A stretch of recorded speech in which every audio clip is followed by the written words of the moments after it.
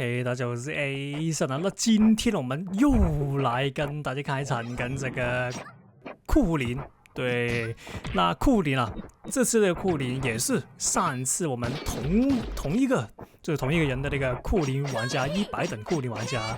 對，那這次啊，我們就來跟大家剖析一下吧。那剖析一下什麼？就是不是酷胡林的打法，就是那個酷胡林的那個穿搭。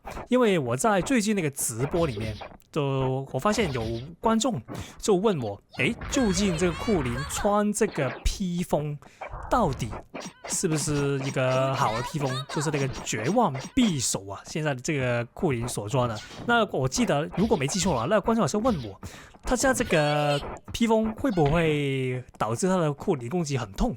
那其實啊，我覺得是100%會的。但基本上，因為他那個絕望匕首，它就是一個疊加型的一個裝備。那因為大家知道，疊加型的裝備意味着什麼？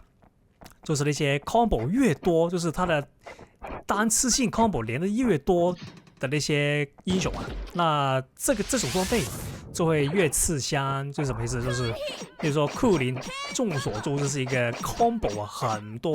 如果把那個矛存好的話，那 combo 是可以打很多 combo 的那個英雄。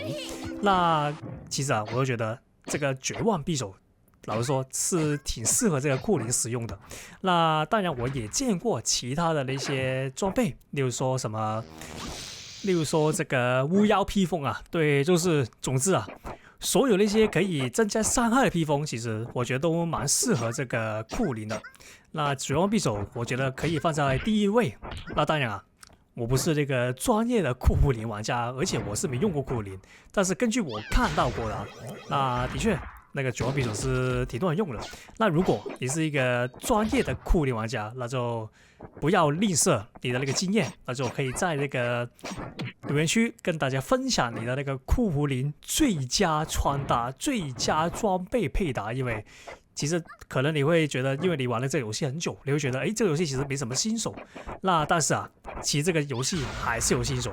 那而且那些新手啊，他因為被長期忽略，所以他是基本上是沒什麼這個遊戲攻略的。那這個頻道就我覺得是可以好好的幫助這些讓人舒服掉的一些新手，讓他們可以盡快找到自己喜歡英雄，而且那個裝備的搭配啊，所以的話不要吝嗇分享你的那個英雄的經驗。那這次那個主題就是酷胡林啊，那就如果你是酷胡林玩家，歡迎在留言區分享你的那個最佳裝備搭配。對，那新手玩家需要你，我也需要你。對，那就來到這個比賽裡面。那剛才說到這個直播，那其實啊，我最近其實為什麼這個月開了4場直播那麼多？因為其實大家知道，我最多的次好像只開了2次還是3次。那其實因為啊，我發現這次這個更新之後啊，很多那個機場那個素材啊，都變得很卡。那不論是我的那個超種表現啊，或者是那個對手的那個連線表現啊，都未盡人意。要我來說的話，那而且甚至卡到有些素材基本上是用不到。比如說上次打過的一些對手啊，在這次都變得非常之卡。那不知道為什麼，是不是因為將要加入這個新系統的關係啊？那我希望是。那這樣的話，我希望他在下次那個機場大更新的時候，可以把這個卡的問題都修正好啊。那麼現在這個機場，如果大家有打機場的話，你會發現每次進去的機場，第一時間你不是拿英雄出來，而是你的畫面會停頓1秒，不知道為什麼凍結1秒，它就非常之搞笑。而且那個凍結1秒，你的角色是可以動的。那是什麼意思？就是如果你是沒有想起會凍結的話，你的角色會在一開始啊，直接跑去那個掉落區，然後掉血。對，這是非常之搞笑的一次機場的那個經驗啊。那總而言之啊，就希望下次那個機場新系統機場更新之後，那這個問題就得以解決啊。對，那我們回到這個影片裡面。而且打這個對手，就像剛才所說啊，是打這個庫林。那但是他不算是一個專門用庫林的玩家，因為可以看到他有用其他英雄，例如說這個神行者，或者是後面會有的提爾，也是他常用的一個角色。那但是我可以說的是他的那個庫林是用的最好的一支英雄啊，要我來說的話，那在後面一些比賽啊，我也要重複見到他。那他的那個裝備的一個搭配啊，有那個很大的更改。那基本上就不是现在這個搭配了，但是我們就後面再看，那我們就可以期待一下這個庫林會在未來帶給我們什麼新的那個裝備搭配。那來到這個第3回合，那來到一開始啊，也是打庫林啊。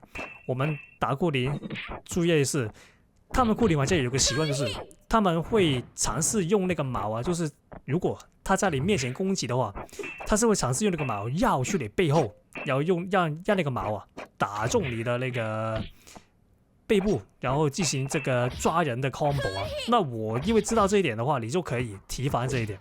那怎麼做？那第一點就是，當他要射矛的时候，你記得把那個防禦的方位改成後面，或者是左或者右，那導致他那個矛打不中你啊。那這個第一點。那第二點就是像我一樣，直接拿其他可以位移的英雄來一個短暫的位移。